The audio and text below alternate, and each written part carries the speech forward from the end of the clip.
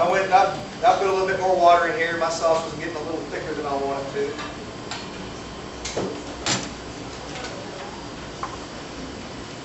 All right. Do you have something you want to? Oh no, go ahead. I can get started on something. Okay. That's cool. We're just watching your sauce go for a little bit. I'm using the blender again. The blender is my friend.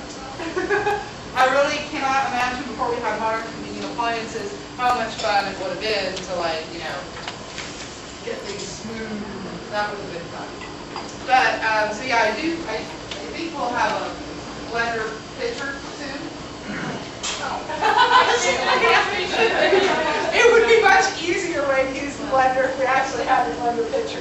But we're going to make a smoked tomato coulis. Now, our recipes, I know, are going to kind of jump around. I don't think they had any idea what order we were going in. We didn't have any idea what order we were going in. So you'll have to kind of jump around with us a little bit on the recipes. I am going to the page with the shrimp and chorizo lettuce wraps with a smoked tomato hash coulis.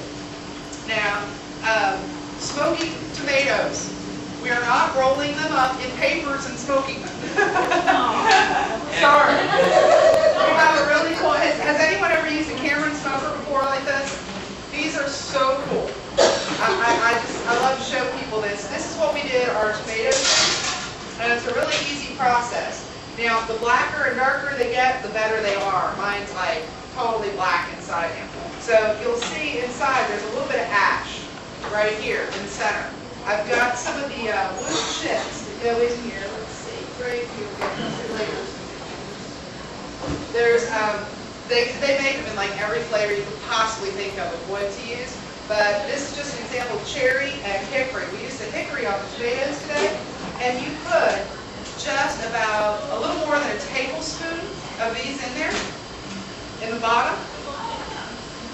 And we stick this right in on top. You've got your pan and then your rack on top of it. I put my tomatoes on top of there, and we slide the lid on. And this is so cool. They are intended to be an indoor smoker because it doesn't take a lot of smoke because it keeps it sealed up.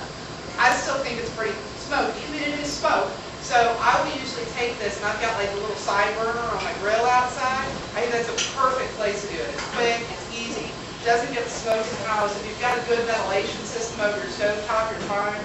But it has little fold-out handles, so it can be all handy-dandy to carry around. But you put this on the burner on about medium-high heat. We smoke the tomatoes for about 10 minutes.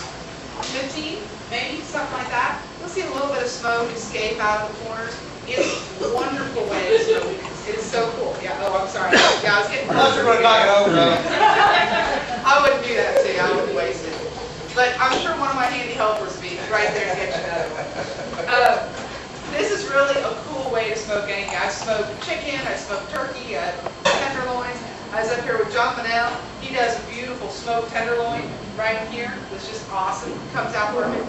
It's just a really nifty way to do fish because it doesn't get a really high heat or anything either. You really, turn it on, get that smoke going, turn it off. Wonderful. It really adds a lot. And when you smoke the tomatoes to me have such a good, rich, like umami flavor already that just really coats your mouth. When you give it that smoked flavor, it's like vegan bacon.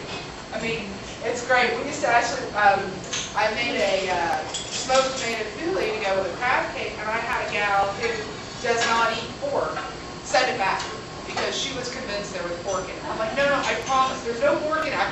And she couldn't eat it because the smoked flavor just, she was just convinced she was eating pork. She couldn't believe it. You know, I tried to make vegan bacon one time, but they can't find a vegan fat one. Vegan bacon is like little skinny pigs. So you do, That makes good bacon. I did a hole, and then we just peeled them because that heat will help the skin come off easier.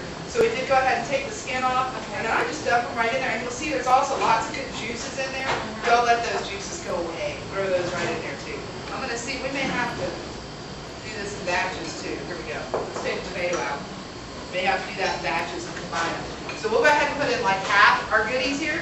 Now we've got some roasted hatch that's still going to give us a little bit more depth of flavor, that good fire roasted flavor there on the hatch.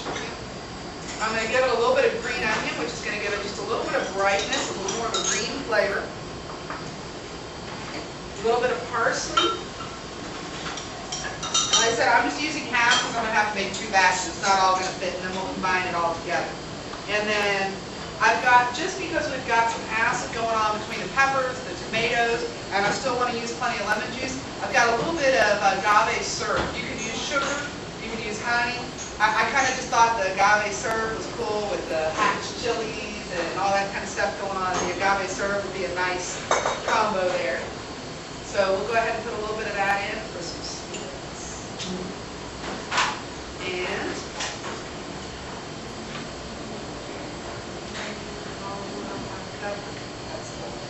half for our lemon juice, thereabouts. We're going to put them all together again. Now I will put in the olive oil, drizzle that in at the end. Let's see, this is the tricky one. Now a coulis is basically just, it's like a vinaigrette, but it's really where the basis of your sauce is actually typically a fruit or a vegetable. Basically a pureed sauce, but it's got the acid of the oil going in it as well. There's the curry. And then I'm going to drizzle about half of my oil in there at the end here. Try to let it be a little bit emulsify. And the oil, the olive oil, will give it a nice richness and texture that will really coat it well.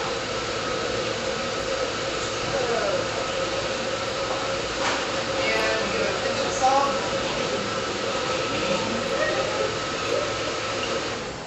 All right.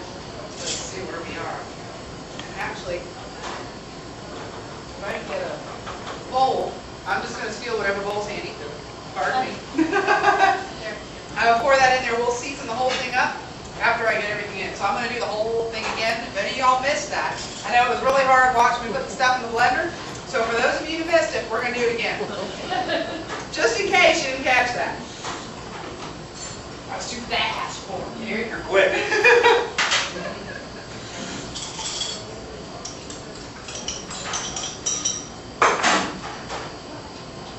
Terry's got the real pork in his, I got the pseudo pork.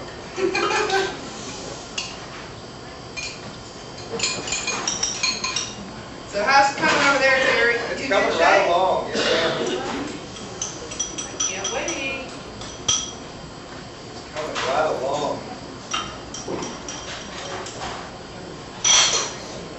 Have y'all tried any of the agave syrup before? I love it. Do y'all have, Nettie, do y'all have the rest of the agave syrup here? Or maybe they could just, a little taster spoon, just try. I just think it's just kind of a neat little novelty. It's great for sweetening stuff. It really just has a distinctive flavor to it that's kind of different. Just want to see if she's got something. There we go. Oh, there you go. It's all together. All right. See how you roll.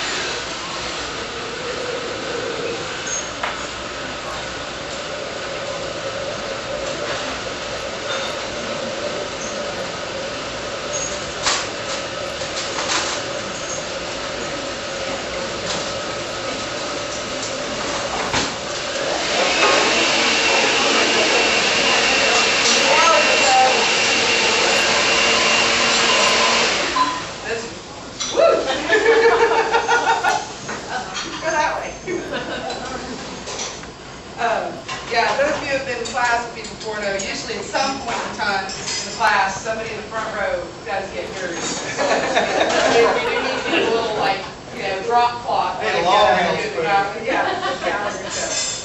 I really don't intentionally smash a watermelon, but you just never know what's going to happen.